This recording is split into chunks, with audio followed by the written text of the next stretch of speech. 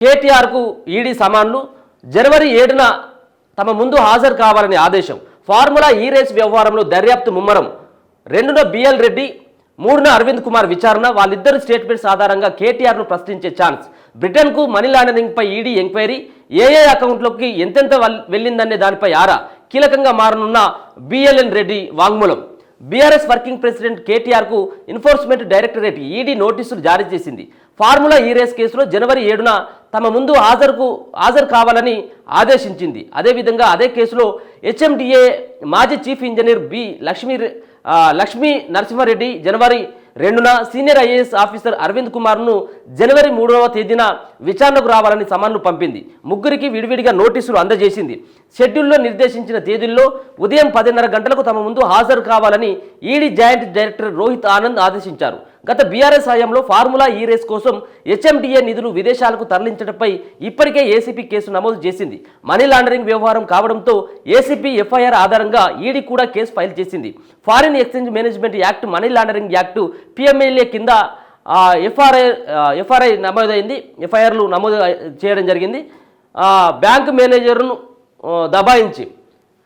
మేనేజర్ని దబాయించి హిమాయత్ నగర్లోని Indian overseas బ్యాంకులో గల హెచ్ఎండిఏ బోర్డు అకౌంట్ నుంచి బ్రిటన్లోని ఫార్ములా ఈ ఆపరేషన్స్ అకౌంట్కు మనీ ట్రాన్స్ఫర్ చేసేందుకు నాడు హెచ్ఎండిఏ ఆఫీసర్లు ప్రయత్నించారు.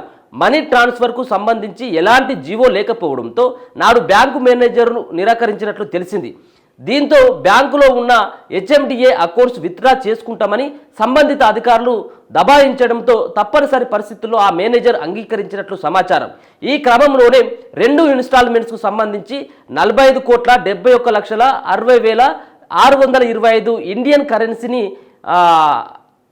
4,50,00,000 గ్రేట్ బ్రిటన్ ఫౌండ్స్ను కన్వర్ట్ చేశారు. ఈ మొత్తాన్ని 2023 అక్టోబర్ 11న బ్రిటన్లోని ఎఫ్ఈఓ అకౌంట్స్కు ట్రాన్స్ఫర్ చేశారు. ఇందులోని ఆర్బీఐ నిబంధనలను పాటించలేదు. ఎంత దుర్మార్గుడు అంటే బీఆర్ఎస్ పార్టీలో ఉన్నటువంటి అంత ముఖ్యంగా కేటీఆర్ ఎంత బెదిరింపులకు చాలామందిని ఆయన ప్రశ్నించినటువంటి వ్యక్తులను తీసుకుపోయి థర్డ్ డిగ్రీ ప్రయోగించేలాగా చేసినటువంటి ఒక దుర్మార్గుడు కేటీఆర్.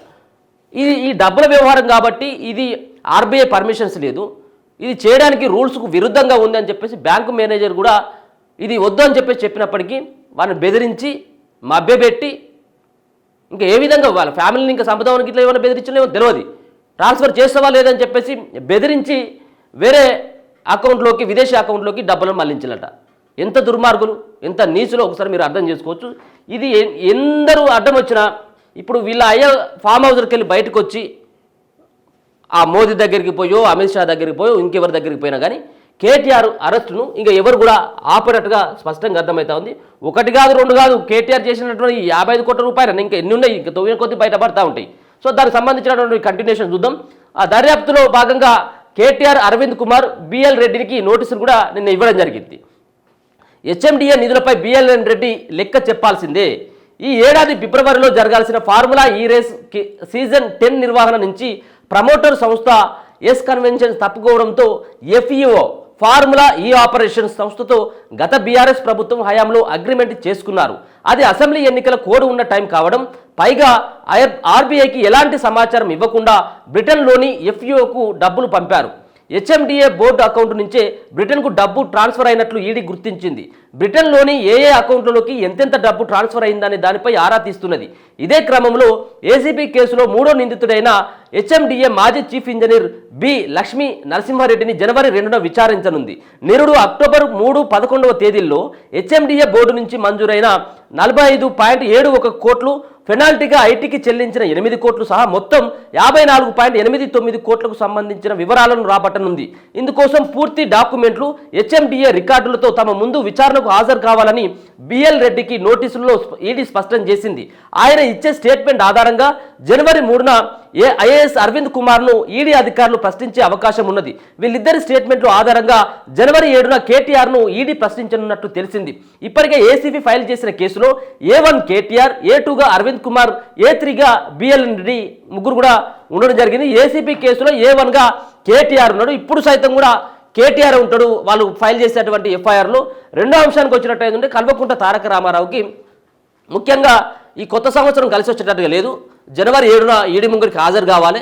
పాత సంవత్సరంలో తప్పుకుంచుకున్నాడు కానీ ఈ కొత్త సంవత్సరం మళ్ళీ 2025లో ఆ గండం జైలు గండం ఉన్నట్టుగానే కనబడతా ఉన్నది.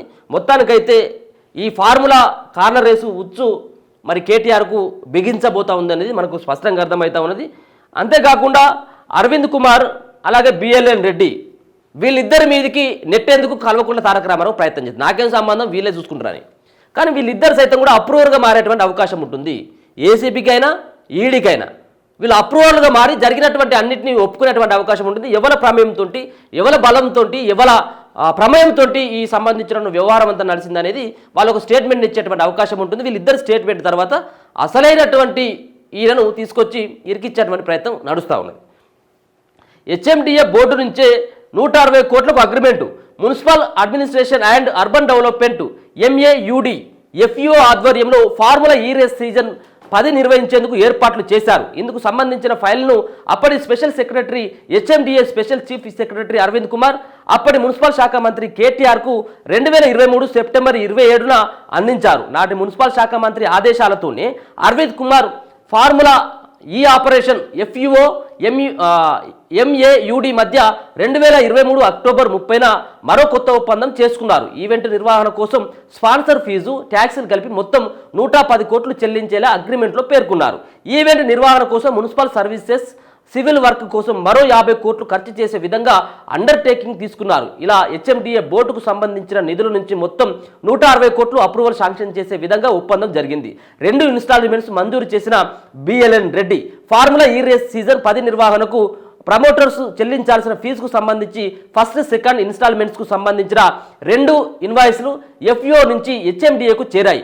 ఇందులో 2023 సెప్టెంబర్ 25న మొదటి ఇన్స్టాల్మెంట్కు సంబంధించిన ఇన్వాయిస్ ప్రకారం 22,69,63,125 ట్యాక్సులు కమిషన్తో కలిపి, సెకండ్ ఇన్స్టాల్మెంట్కు సంబంధించి అదే నెల 29న చేరిన ఇన్వాయిస్ ప్రకారం 23,01,97,500 FEOకు చెల్లించాలి. ఇందుకు సంబంధించిన ప్రొసీడింగ్స్ అప్పటి HMDA chief engineer B Lakshmi Narasimha Reddy పూర్తి చేశారు. అదే ఏడాది అక్టోబర్ 3న మొదటి ఇన్స్టాల్మెంట్ కింద 22,69,63,125, అక్టోబర్ 11న రెండో ఇన్స్టాల్మెంట్ కింద 23,01,97,500 మంజూరు చేశారు. ఈ డబ్బులు హిమాయత్ నగర్లోని ఇండియన్ ఓవర్సీస్ బ్యాంకులోని హెచ్ఎండిఏ బోర్డు అకౌంట్ నుంచి కూడా వెళ్ళడం జరిగింది. ఇక ఇన్కమ్ ట్యాక్స్ ఆడిట్లో దొరికిపోయారు. హెచ్ఎండిఏ బోర్డు అకౌంట్ నుంచి బ్రిటన్లోని అకౌంట్స్కు ఎలాంటి ట్యాక్సులు చెల్లించకుండానే 45.71 కోట్లు ట్రాన్స్ఫర్ చేసినట్లు ఇన్కమ్ ట్యాక్స్ ఆడిట్లో వెలుగు చూసింది. దీంతో హెచ్ఎండిఏ బోర్డుకు ఐటీ నోటీసులు ఇచ్చింది. ఇందుకు గాను హెచ్ఎండిఏ నిధుల నుంచి 8,06,75,404 చెల్లించాల్సి వచ్చింది. దీంతో పాటు inscription, inter state championship calendar fee, permit fee కోసం federation of motor sports club of ఇండియాకు మరో 1,10,00,000 సంబంధించిన హెచ్ఎండిఏ చెల్లించనుంది. ఇట్లా మొత్తం 54,88,87,043 హెచ్ఎండిఏ నిధుల నుంచి చెల్లింపులు జరిగాయి. హెచ్ఎండిఏ నిబంధనల ప్రకారం 10 కోట్ల కంటే ఎక్కువ మొత్తంలో ఖర్చు చేస్తే ప్రభుత్వ ఆర్థిక శాఖ అనుమతి తప్పనిసరి తీసుకోవాలి. కానీ ఎలాంటి అనుమతులు లేకుండానే ఇదంతా జరిగింది. ఈ వ్యవహారంపై ఈడీ అధికారులు దర్యాప్తు ప్రారంభించారు. ఇందులో భాగంగానే కేటీఆర్, అరవింద్ కుమార్, బిఎల్ఎన్ రెడ్డికి నోటీసులు పంపారు. విచారణకు రావాలని చెప్పేసి ఆదేశించడం జరిగింది. సో ఈ సంబంధించిన వ్యవహారంలో 10 కోట్ల కంటే ఎక్కువ ట్రాన్సాక్షన్ జరిగినటువంటి సందర్భంలో ఖచ్చితంగా ఆర్బీఐ అనుమతి, ప్రభుత్వ అనుమతి, ఆర్థిక శాఖ అనుమతి కావాలి. కానీ ఎక్కడ కూడా వీళ్ళ అంత అనుమతి లేకుండా గతంలోనే కేటీఆర్ చెప్పడం జరిగింది, ఎవరి అనుమతి లేకుండా మళ్ళీ మా ప్రభుత్వం వస్తుంది కావచ్చు, ఇక మేము ఇక్కడి నుంచి అటు నుంచి ఇటు మేము సర్దుబాటు చేస్తాం కాబట్టి మేము డబ్బులు ఇవ్వడం జరిగిందని చెప్పేసి బీరాలు పలికిండు.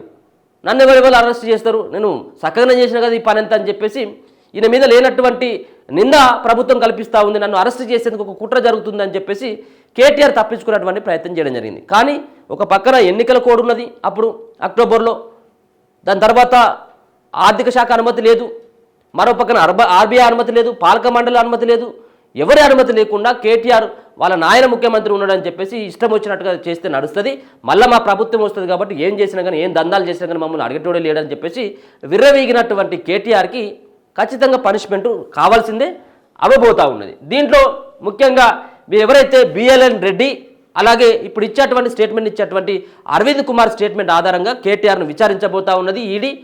దీంట్లో కీలకమైనటువంటి ఆధారాలని ఈడీ సమకూర్చుకోబోతా ఉన్నది. వాళ్ళిద్దరి స్టేట్మెంట్లు ఖచ్చితంగా కూడా కేటీఆర్కి నెగిటివ్గా ఉండబోయేటువంటి అవకాశం ఉంటుంది. వాళ్ళు నిజం ఒప్పుకోక తప్పదు. ఎందుకంటే ఆ పత్రాలు స్వాధీనం చేసుకోవడం జరిగింది, అన్ని స్వాధీనం చేసుకోవడం జరిగింది. బ్యాంక్ మేనేజర్ని ఎట్లా బెదిరించిండు, ఏ విధంగా బెదిరించిండు అనేది కూడా స్పష్టంగా అర్థమవుతుంది. కాబట్టి కన్ఫామ్గా కేటీఆర్ అరెస్టు ఆల్రెడీ ఫిక్స్ అయిపోయింది. డేటు అనేది తెలుస్తూ ఉంది. 7వ తేదీన కేటీఆర్ అరెస్ట్ కాబోతా ఉన్నాడు అన్నటువంటి వార్తలు కూడా వస్తూ ఉన్నాయి. డేట్ కూడా ఫిక్స్ అయిపోయింది, ముహూర్తం కూడా ఫిక్స్ అయినట్టుగా స్పష్టంగా అర్థమవుతా ఉంది. ఇది కేటీఆర్కి సంబంధించినటువంటి ఈడీ సామాన్లు. అలాగే 7వ తారీఖున ఈడీ ముంగడికి సంబంధించినటువంటి రావాలని చెప్పేసి ఆదేశించినటువంటి వార్త.